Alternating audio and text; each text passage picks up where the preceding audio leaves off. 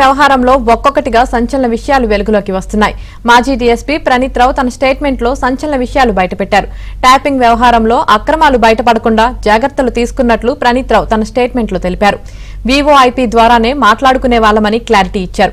BRS ఓటమి తర్వాత అందరం కలిసి మాట్లాడుకున్నామని, అందరం చర్చించుకున్న తర్వాతనే ఎలక్ట్రానిక్ పరికరాలు ధ్వంసం చేశామనుకున్నారు. తెలిపారు. కంప్యూటర్లో ఉన్న డేటా స్టోరేజ్ లొకేషన్లను ధ్వంసం చేయాలనుకున్నామని, ఎస్ఐబీ టెక్నికల్ సిబ్బంది సహాయంతో పాత హార్డ్ డిస్క్లను కొత్త వాటితో మార్చేశామని తెలిపారు. ఎంతో కాలంగా సేకరించిన మావోయిస్టుల సమాచారాన్ని ధ్వంసం చేశామని తెలిపారు. తమను కాపాడుకునేందుకే హార్డ్ డిస్క్లను ధ్వంసం చేశామని ప్రణీత్ రావు తన స్టేట్మెంట్లో తెలిపారు.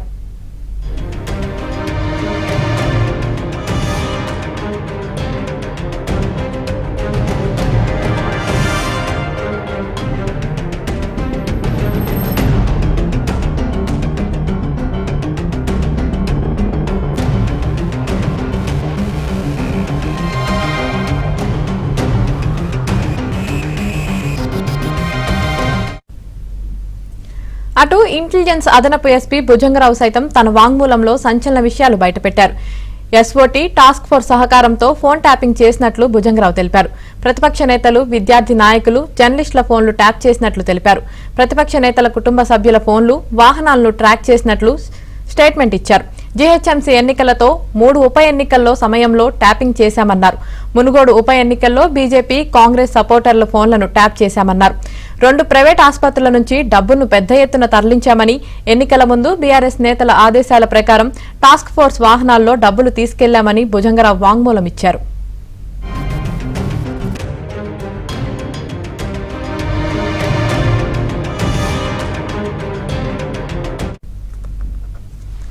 ఫోన్ ట్యాపింగ్ వ్యవహారంలో ఒక్కొక్కటిగా సంచలన విషయాలు వెలుగు చూస్తున్నాయి. ఇదే విషయానికి సంబంధించి మరింత సమాచారం మా ప్రతినిధి ప్రవీణ్ అందిస్తారు. ప్రవీణ్,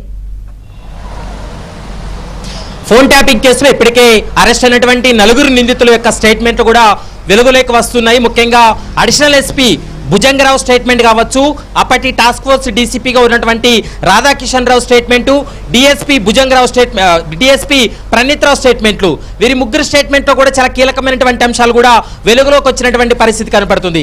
ఈ స్టేట్మెంట్లో స్పష్టంగా చెప్పడం జరిగింది, ఎస్ఐబి అనేటువంటి ఒక సంస్థ మావోయిస్టు కార్యకలాపాలు, ఉగ్రవాదుల కార్యకలాపాలు, సంఘ విద్రోహ శక్తుల కార్యకలాపాలు పైన నిఘా పెట్టాల్సినటువంటి ఎస్ఐబి కేవలం ప్రతిపక్ష పార్టీలకు సంబంధించినటువంటి నేతలు కావచ్చు, మీడియా అధినేతలు, మరోవైపు జర్నలిస్టులు, ఇక కార్పొరేట్ సంస్థలకు సంబంధించినటువంటి కొంతమంది వ్యాపారవేత్తల యొక్క ఫోన్లను ట్యాప్ చేసి, ముఖ్యంగా ఎవరైతే ప్రతిపక్ష పార్టీలకు, అప్పటి ప్రతిపక్ష పార్టీలు అయినటువంటి కాంగ్రెస్ కావచ్చు, మరోవైపు బీజేపీ పార్టీలకు డబ్బులు ఎవరైతే సమకూరుస్తున్నారో వాళ్ళని టార్గెట్గా చేసుకొని వాళ్ళ ఫోన్లు కూడా ట్యాప్ చేసినటువంటి సందర్భం కనపడుతుంది.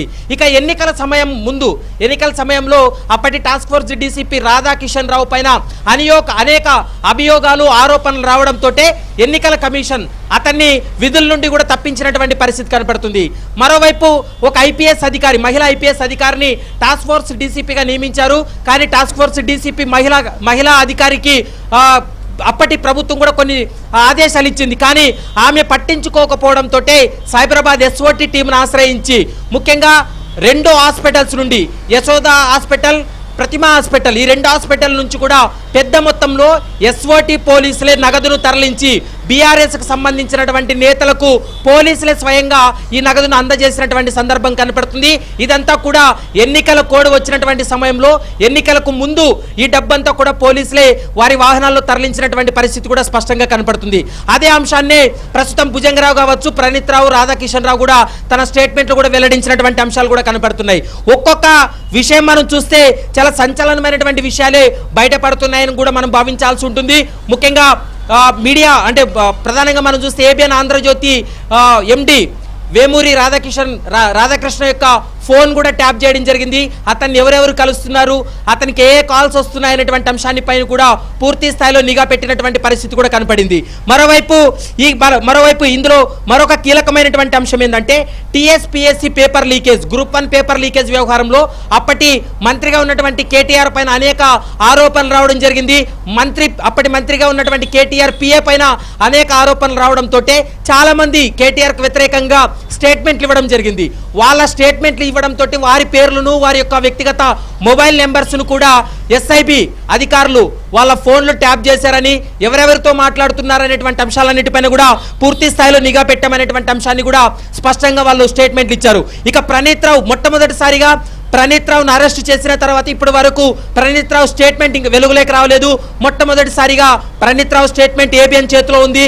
మనం చూస్తున్నాం ప్రణీత్ రావు స్టేట్మెంట్లో కీలకమైనటువంటి అంశాలు ఏంటంటే, ఎన్నికలు ముగిశాయి, అంటే రిజల్ట్ కూడా వచ్చిన తర్వాత కాంగ్రెస్ ప్రభుత్వం ఏర్పాటు అయిందని భావించినటువంటి ప్రణీత్ రావు టీం అంతా కూడా ఎలాగైనా కూడా మా యొక్క అక్రమాలు బయటపడతాయని భావించి మొత్తం ఎలక్ట్రానిక్ వస్తువులు కావచ్చు, హార్డ్ డిస్క్లన్నింటినీ కూడా ధ్వంసం చేశామంటూ కూడా ప్రణీత్ రావు ఒక స్టేట్మెంట్ ఇవ్వడం జరిగింది. మరోవైపు ఒకరికొకరం అంటే మామూలు కాల్స్ మాట్లాడితే ఎప్పటికైనా ఇబ్బందికరమైనటువంటి వాతావరణం ఉంటుంది కాబట్టి ప్రణీత్ రావు, భుజంగరావు, మరోవైపు రాధాకిషన్ రావుతో పాటు మరికొంతమంది అధికారులు వాళ్ళు మాట్లాడాలనుకుంటే వాళ్ళు వాట్సాప్ కాల్స్ కానీ లేదా స్నాప్చాట్ కానీ లేదా ఇంటర్నెట్ ప్రోటోకాల్, ఇంటర్నెట్ కాల్స్ మాత్రమే తాము మాట్లాడామనేటువంటి అంశాన్ని కూడా ప్రణీత్ రావు తన స్టేట్మెంట్లో పేర్కొన్నట్లు మనకు కనపడుతుంది. ఇక మరొక కీలకమైనటువంటి అంశం ఏంటంటే, కంప్యూటర్లో ఉన్నటువంటి డాటా స్టోరేజ్లో లొకేషన్లను ధ్వంసం చేయాలని ఎవరైతే టీం మెంబర్స్ ఉన్నారో వీరంతా కూడా ఒక నిర్ణయంకి వచ్చిన తర్వాతనే హార్డ్ డిస్క్లు కావచ్చు, టెక్నికల్ ఎవిడెన్స్ అన్నిటిని కూడా పూర్తిగా ధ్వంసం చేశామనేటువంటి అంశాన్ని కూడా అందులో స్పష్టంగా పేర్కొన్నటువంటి అంశం కనబడుతుంది. మరోవైపు సంధ్యా శ్రీధర్ రావు, ఇతని నుంచి దాదాపు 13 కోట్ల రూపాయల వరకు కూడా ఎస్ఓటి టీం కావచ్చు, మరోవైపు ఎస్ఐబిలో ఉన్నటువంటి అధికారి ప్రభాకర్ రావు కూడా డబ్బులు వసూలు చేశారని, ఎలక్ట్రల్ బాండ్ రూపంలో 13 కోట్ల రూపాయల వరకు కూడా బీఆర్ఎస్ పార్టీకి డబ్బులను అందజేశారనేటువంటి అంశాన్ని కూడా ప్రస్తుతం అయితే అందులో గుర్తించడం జరిగింది. ఈ 13 కోట్ల రూపాయలు కూడా బీఆర్ఎస్ పార్టీకి వెళ్ళాయనేటువంటి అంశాన్ని కూడా ఆ స్టేట్మెంట్ కూడా చెప్తుంది. మరోవైపు 2018 అసెంబ్లీ ఎన్నికల ముందు ఎస్ఐబిలో ఒక ఎస్ఓటి టీంను ఏర్పాటు చేయడం జరిగింది. అంటే స్పెషల్ ఆపరేషన్ టీం వచ్చేసి కేవలం సైబరాబాద్ అండ్ రాచకొండ కమిషనరేట్లకే ఉంటాయి. కానీ కొత్తగా ఎస్ఐబిలోనే ఒక ఎస్ఓటి టీంను ఏర్పాటు చేసి ఆ ఎస్ఓటి టీం ద్వారా కేసీఆర్ ఏమైతే ఆదేశాలు ఇచ్చాడో ఆ ఆదేశాలన్నింటినీ కూడా వాళ్ళు అమలుపరచడం, ఆ ఎస్ఓటి టీంకు ప్రణీత్ రావు ఇన్ఛార్జ్గా పనిచేశాడనేటువంటి అంశాన్ని కూడా ప్రస్తుతం ఈ స్టేట్మెంట్లు చూస్తే మనకు అర్థమవుతుందనేది కూడా మనకు కనపడుతుంది.